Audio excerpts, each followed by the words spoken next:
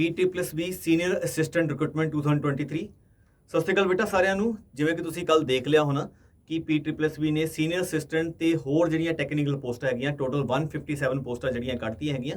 ਤੇ ਪਹਿਲੇ ਤੁਹਾਨੂੰ ਪਤਾ ਸੀ ਕਿ PPSC ਗਰੁੱਪ B ਦੀ ਜਿਹੜੀ ਰਿਕਰੂਟਮੈਂਟ ਕਰ ਰਿਹਾ ਸੀਗਾ, ਹੁਣ PSSB ਕੋਲ ਆ ਗਿਆ ਤੇ ਇਹ ਪਹਿਲੀ ਰਿਕਰੂਟਮੈਂਟ ਜਿਹੜੀ ਹੈ ਗਰੁੱਪ B ਦੀ ਤੁਹਾਡੇ ਸਾਹਮਣੇ ਆ ਗਈ ਹੈਗੀ ਹੈ। ਤੇ ਆਪਾਂ ਅੱਜ ਦੇ ਵੀਡੀਓ 'ਚ ਡਿਸਕਸ ਕਰਾਂਗੇ ਕੀ ਕੁਆਲੀਫਿਕੇਸ਼ਨ ਵਗੈਰਾ ਹੈਗੀ ਹੈ। ਰਿਸਰਚ ਅਸਿਸਟੈਂਟ ਨੂੰ ਲੈ ਕੇ ਥੋੜਾ ਬੱਚਿਆਂ ਨੂੰ ਡਾਊਟ ਸੀਗਾ, ਸਪੈਸ਼ਲੀ ਮੈਂ ਵੀਡੀਓ ਉਹਨਾਂ ਵਾਸਤੇ ਵੀ ਬਣਾਇਆ ਹੈਗਾ ਕਿਉਂਕਿ ਉਹ ਜਿਹੜਾ ਰਾਈਟਿੰਗ ਸਕਿੱਲ ਵਾਸਤੇ ਜਾਂ ਉਹਨਾਂ ਨੇ ਲਿਖਿਆ ਕਿ ਉਹਦੇ 'ਚ ਕੀ ਹੋਣਾ ਚਾਹੀਦਾ ਹੈ। ਤੇ ਚਲੋ ਸਟਾਰਟ ਕਰਦੇ ਹਾਂ ਤੇ ਐਂਡ 'ਚ ਅਸੀਂ ਸਿਲੇਬਸ ਵੀ ਦੇਖਾਂਗੇ ਕਿ ਸਿਲੇਬਸ ਇਹਦਾ ਕੀ ਐਕਸਪੈਕਟਡ ਹੋ ਸਕਦਾ ਹੈ। ਤਾਂ ਮਾਈ ਡੀਅਰ ਸਟੂਡੈਂਟ, ਸਭ ਤੋਂ ਪਹਿਲੇ ਨੰਬਰ ਆਫ ਵੈਕੈਂਸੀਜ਼ ਦੀ ਗੱਲ ਕਰੀਏ ਤਾਂ ਸੀਨੀਅਰ ਅਸਿਸਟੈਂਟ ਦੀਆਂ 12 ਹੈਗੀਆਂ, ਰਿਸਰਚ ਅਸਿਸਟੈਂਟ ਦੀਆਂ 49 ਆ, ਬਾਕੀ ਚਾਹੇ ਹਾਲਾਂਕਿ 2-2 3-3 ਹੀ ਹੈਗੀਆਂ। ਤੁਹਾਡੀਆਂ ਜੂਨੀਅਰ ਆਡੀਟਰ ਦੀਆਂ 60 ਪੋਸਟਾਂ ਹੈਗੀਆਂ, ਇੰਸਟ੍ਰਕਟਰ ਦੀਆਂ 25, ਟੋਟਲ ਪੋਸਟਾਂ ਆ ਗਈਆਂ 157। ਇਸ ਤੋਂ ਬਾਅਦ ਇੰਪੋਰਟੈਂਟ ਡੇਟਸ ਦੀ ਗੱਲ ਕਰੀਏ ਤੇ ਲਾਸਟ ਡੇਟ ਜਿਹੜੀ ਹੈਗੀ ਹੈ 27 ਸੈਪਟੈਂਬਰ ਜਿਹੜੀ ਹੈ ਲਾਸਟ ਡੇਟ ਹੈਗੀ ਆਨਲਾਈਨ ਅਪਲਾਈ ਕਰਨ ਵਾਸਤੇ। ਤੁਸੀਂ ਉਸ ਤੋਂ ਪਹਿਲੇ ਅਪਲਾਈ ਕਰ ਦੇਣਾ। ਸੀਨੀਅਰ ਅਸਿਸਟੈਂਟ ਦੀਆਂ ਹੁਣ ਜਿਹੜੀਆਂ ਪੋਸਟਾਂ ਹੈਗੀਆਂ 12, ਜਿਹੜੀਆਂ ਇੱਕ ਜਨਰਲ ਕੋਈ ਵੀ ਗ੍ਰੈਜੂਏਟ ਜਿਹੜਾ ਫਿਲ ਕਰ ਪਾਏਗਾ। ਤੇ ਬੇਟਾ ਇਹ ਸਾਰੀਆਂ ਜਿਹੜੀਆਂ 12 ਪੋਸਟਾਂ ਹੈਗੀਆਂ ਅਲੱਗ-ਅਲੱਗ ਕੈਟਾਗਰੀ ਡਿਪਾਰਟਮੈਂਟ 'ਚ ਅਲੱਗ-ਅਲੱਗ ਕੈਟਾਗਰੀ ਦੇ ਹਿਸਾਬ ਨਾਲ ਹੈਗੀਆਂ। ਤੇ ਜਿਹੜਾ ਬੱਚਾ ਜਿਹਨੂੰ ਲੱਗਦਾ ਕਿ ਸਰ ਮੇਰੀ ਕੈਟਾਗਰੀ ਦੀ ਪੋਸਟ ਨਹੀਂ ਹੈਗੀ ਉਹ ਜਨਰਲ 'ਚ ਅਪਲਾਈ ਕਰ ਸਕਦਾ ਹੈ। ਅਸੀਂ ਅਲੱਗ-ਅਲੱਗ ਡਿਪਾਰਟਮੈਂਟ ਟੋਟਲ 7 ਡਿਪਾਰਟਮੈਂਟ 'ਚ ਮਿਕਸ ਕਰਕੇ 12 ਪੋਸਟਾਂ ਹੈਗੀਆਂ। ਜਿੱਦਾਂ ਅਸੀਂ ਡਾਇਰੈਕਟਰ ਟੂਰਿਜ਼ਮ ਡਿਪਾਰਟਮੈਂਟ ਦੀ ਗੱਲ ਕਰੀਏ ਤਾਂ ਇੱਕ ਪੋਸਟ ਹੈ ਸਿਰਫ ਜਨਰਲ ਦੀ ਹੈ। ਤੇ ਟੋਟਲ ਜਿਹੜੀਆਂ 9 ਪੋਸਟਾਂ ਹੈਗੀਆਂ ਜਨਰਲ ਦੀਆਂ ਹੈਗੀਆਂ। SC M&B ਦੀਆਂ ਜਿਹੜੀਆਂ ਟੋਟਲ 3 ਪੋਸਟਾਂ ਤੇ ਟੋਟਲ ਜਿਹੜੀਆਂ ਸੀਨੀਅਰ ਅਸਿਸਟੈਂਟ ਦੀਆਂ ਪੋਸਟਾਂ ਬਣਦੀਆਂ 12 ਬਣਦੀਆਂ।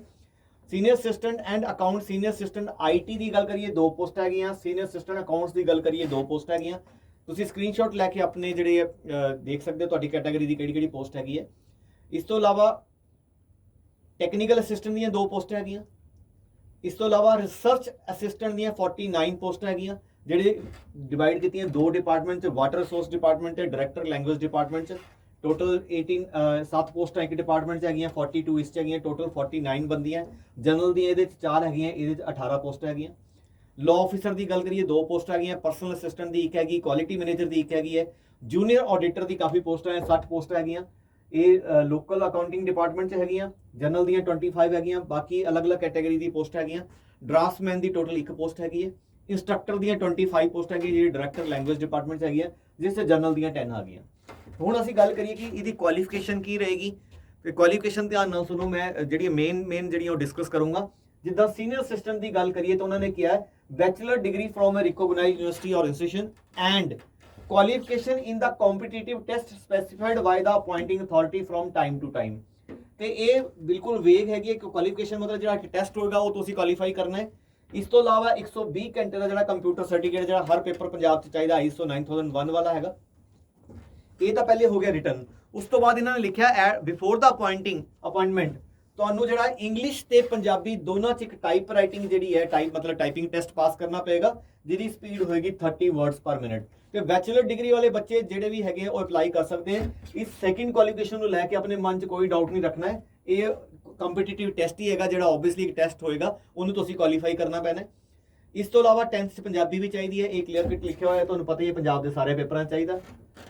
ਹੁਣ ਅਸੀਂ ਗੱਲ ਕਰੀਏ ਕਿ ਰਿਸਰਚ ਅਸਿਸਟੈਂਟ ਦੇ ਨੂੰ ਲੈ ਕੇ ਜਿਹੜੀਆਂ ਰਿਸਰਚ ਅਸਿਸਟੈਂਟ ਦੀਆਂ ਜਿਹੜੀਆਂ ਡਾਇਰੈਕਟਰ ਲੈਂਗੁਏਜ 'ਚ ਜਿਹੜੀ ਪੋਸਟਾਂ ਨਿਕਲੀਆਂ, ਇਸ ਨੂੰ ਲੈ ਕੇ ਕਾਫੀ ਕੁਆਲੀਫਿਕੇਸ਼ਨ ਨੂੰ ਲੈ ਕੇ ਕਨਫਿਊਜ਼ਨ ਹੈ ਬੱਚਿਆਂ ਦੀ, ਕਾਫੀ ਮੈਸੇਜ ਵੀ ਆਏ। ਮੈਂ ਤਾਂ ਵੀਡੀਓ ਸਪੈਸ਼ਲੀ ਇਹਨਾਂ ਕਰਕੇ ਹੀ ਬਣਾਇਆ ਹੈਗਾ।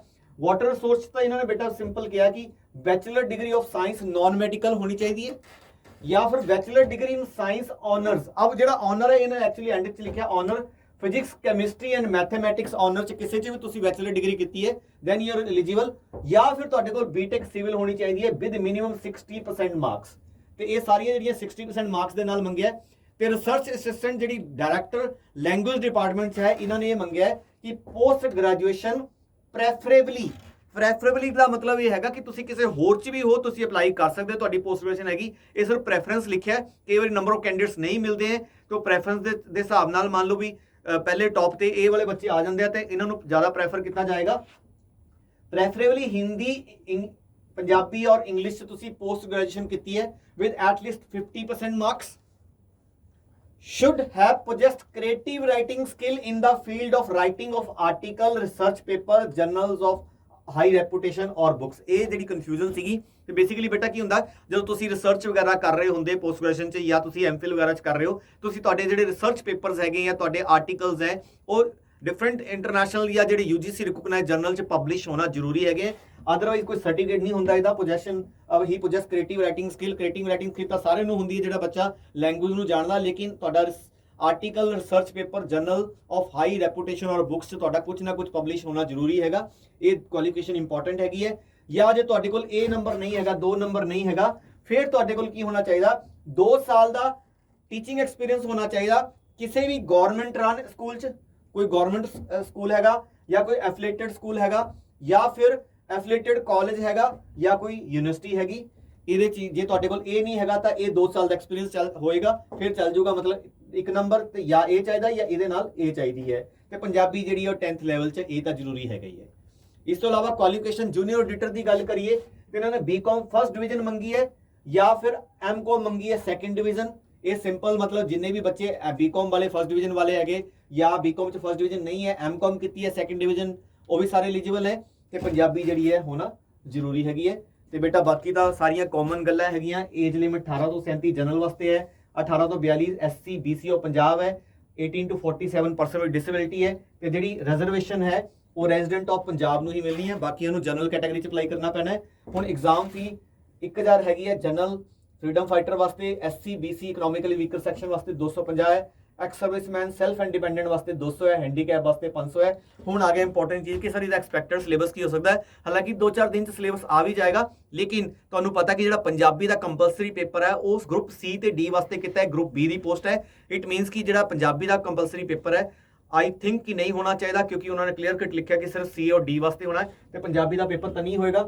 बाकी जी टैक्नीकल पोस्टां जिन्नियां भी है सीनियर असिस्टेंट नूं छड्ड के उन्होंने जिद्दां PPSC कंडक्ट करता सी ते 80-20 की रेशो रहिंदी है, मतलब 80% तुहाडा टैक्नीकल आएगा। मान लो रिसर्च का पेपर तो रिसर्च के रिलेटेड सारियां क्वेश्चन आएंगे, बाकी जिहड़ा GK हैगा या मैथ रीजनिंग है 20% हिस्सा ही रहेगा। बाकी सीनियर असिस्टेंट का मैनूं लगता है कि सीनियर असिस्टेंट च नॉर्मल सारा पेपर होएगा, जिस च मैथ रीजनिंग वगैरह सारा कुछ GK भी आएगी, इंग्लिश भी आएगी, बट उसका जो लैवल है वो PPSC लैवल का होगा, PCCC लैवल का नहीं होगा। बट यह है कि 2-4 दिन तुसीं वेट कर लो। एक्सपैक्टेड यही है जो मैं दस रहा कि यही सारा सिलेबस आएगा, बट फिर भी तुहानूं मतलब जो ऑफिशियल सिलेबस है वो वास्ते 2-4-5 दिन जी वेट कर लो, आ जाऊगा। फिर भी तुहाडे मन च कोई डाउट है तुसीं जिहड़ा अपना कमेंट सैक्शन पूछ सकते हो। बट होर भी काफ़ी पोस्टां जिहड़ियां आ रही सी, असीं कहा सीगा कि सितंबर च आने स्टार्ट हो जाणगियां, ते सितंबर तो पहले ही मतलब जिहड़ी 1-2 दिन पहले ही पोस्टां आउण लग गईयां, ते काफ़ी पोस्टां आणियां हैगे फ्यूचर च। ते जिहड़ी जिन्हां बच्चों की हले तक कोई नौकरी नहीं लगी, अपनी तैयारी जिहड़ी है दुबारा तो स्टार्ट कर दो, स्पीड अप कर दो। So all the best, thank you very much, God bless you all.